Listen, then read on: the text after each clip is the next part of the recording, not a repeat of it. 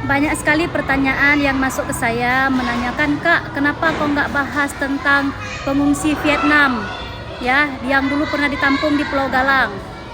Terus ada juga yang nanya, Kak, kenapa nggak bahas tentang minyak yang ditemukan di Aceh?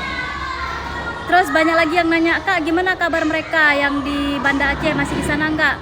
Kak, apa benar Kak ini Kak itu ya? Jadi saya mau kasih tahu, selama ini saya buat video itu adalah berdasarkan pengalaman. Makanya semua video-video saya itu hanyalah cerita, ya kan? Cerita pengalaman yang pernah saya alami waktu saya masih menjadi relawan di kamp pengungsian di Kandang Losmawe. Jadi saya itu nggak mau menceritakan sesuatu yang bukan dari pengalaman pribadi saya. Kalau saya menceritakan sesuatu yang hanya berdasarkan berita-berita yang beredar, apa bedanya saya dengan kalian? Kita sama-sama dapat berita melalui media online, ya kan? Atau dari TV. Jadi nggak ada info yang bertambah, tetap aja sama apa yang kalian lihat itu yang saya lihat. Makanya saya nggak mau jawab kalau tentang hal-hal yang tidak saya alami. Apalagi ditanya tentang pengungsi Vietnam. Aku bukan relawan Vietnam.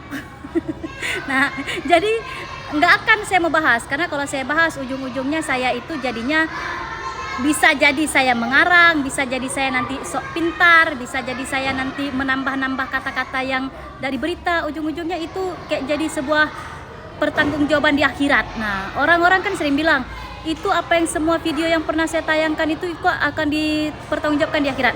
Kalau itu saya insya Allah saya sanggup mempertahankan di akhirat ya, karena memang itu pengalaman pribadi.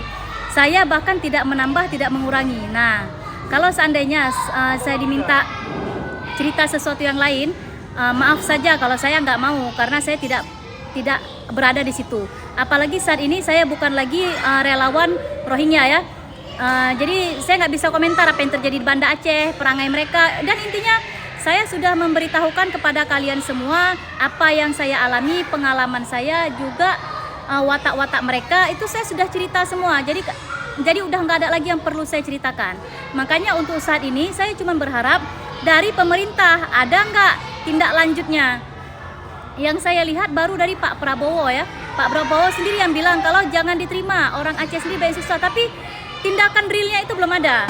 Masalah Rohingya ya kan, ini adalah masalah dunia ya kan, menyangkut beberapa negara, ya tentu Indonesia kita harus mendekatinya dengan suatu sikap dan pendekatan yang integralistik ya.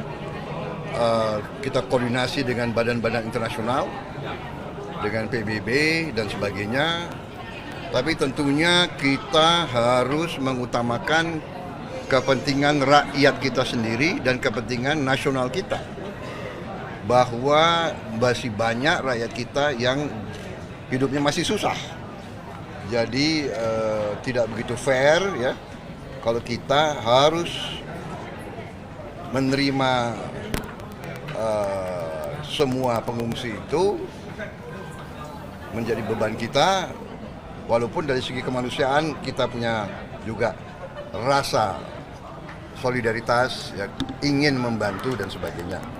Jadi ini perlu suatu pendekatan yang integralistik, tapi sekali lagi di ujungnya kita harus menjaga kepentingan rakyat kita dan bangsa kita. Saya kira itu dari saya sebentar. Kalau dari paslon yang lain, kalau dari Pak Anies Baswedan bahkan dibilang suruh terima. Itu yang saya dapat dari video, dan videonya akan saya tayangkan ya. Dan saya yakin kalian udah lihat juga, cuman untuk bukti autentik saja. Ketika ada orang stateless datang ke tanah kita, maka kita melakukan aktivitas kemanusiaan. Karena mereka adalah sesama manusia yang kita punya tanggung jawab. Nah, untuk melakukan itu kita harus siapkan tempat khusus agar tidak mengganggu aktivitas masyarakat yang ada. Karena begitu digabungkan muncul problem. Nah, sekarang kita nampaknya ke depan harus sudah menyiapkan tempat yang semi permanen. Kenapa? Karena peristiwa-peristiwa seperti ini kelihatannya akan berulang-ulang terjadi. Dan ketika berulang-ulang terjadi kita harus siap nih, antisipasi. Secara anggaran memungkinkan, hanya ada kemauan atau tidak.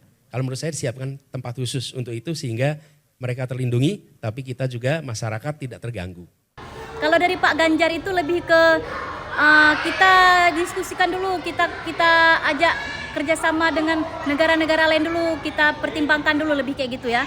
Yang pertama adalah kita ratifikasi dulu, pilihan kedua adalah melakukan assessment darurat, dan pilihan ketiga adalah memberikan atau berkomunikasi dengan beberapa negara di ASEAN saja untuk kemudian mereka bisa membantu karena mereka sudah meratifikasi. Ini bukan persoalan gampang, tapi kita juga bisa berkomunikasi. Ya, Menlu berangkat bicara dengan UNHCR. Jadi saya lebih berat ke Pak Prabowo, cuman saya masih menunggu tindak lanjut yang real itu sih. Sedangkan kalau ditanya kakak nanti nyoblos siapa? Terus terang ya, saya belum ada pilihan karena pilihan saya adalah siapa yang paling cepat memulangkan mereka. Kalau kalian satu suara dengan saya, kalau kalian benar-benar mendukung saya seperti yang kalian bilang kan, Kak Anggi teruslah bersuara, Kak Anggi jangan berhenti. Kalau gitu satu suara lah kita. Kalian kompak komentar di tempat saya ini, baik di TikTok maupun di YouTube, kompak dengan kata-kata seperti ini. Kami akan sangat ikhlas menyumbangkan suara kami di pemilu untuk siapapun paslon yang paling cepat memulangkan Rohingya dari Indonesia. Itu saja kata-katanya. Maka kita berarti satu suara, kita sudah kompak dan kita sudah menjalankan yang namanya sila ketiga, Persatuan Indonesia.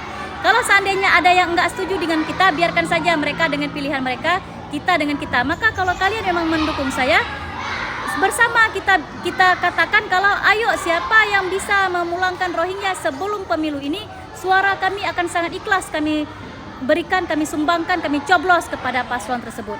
Dan untuk saat ini dan kedepannya saya udah nggak ceritakan lagi tentang Rohingya, karena apa yang saya lihat dan yang kalian lihat sudah sama-sama dari media. Udah paham ya? Maaf kalau tidak semua bisa saya jawab karena saya tidak mengalami dan saya tidak nyemplung lagi di bidang itu. Contoh, saya ditanya tentang penemuan migas. Manalah saya tahu kalau realnya gimana ya kan? Apakah saya orang migasnya? Apakah saya orang di lapangan geologi sana? Kan bukan. Kita sama-sama dapat berita gitu ya. Oke, semoga kali ini semuanya kita satu suara, kita sama-sama saling mendukung paslon yang paling cepat memulangkan Rohingya, maka kita akan sumbangkan suara kita untuk mereka di pemilu 2024. Semoga Indonesia terbebas daripada imigran gelap Rohingya.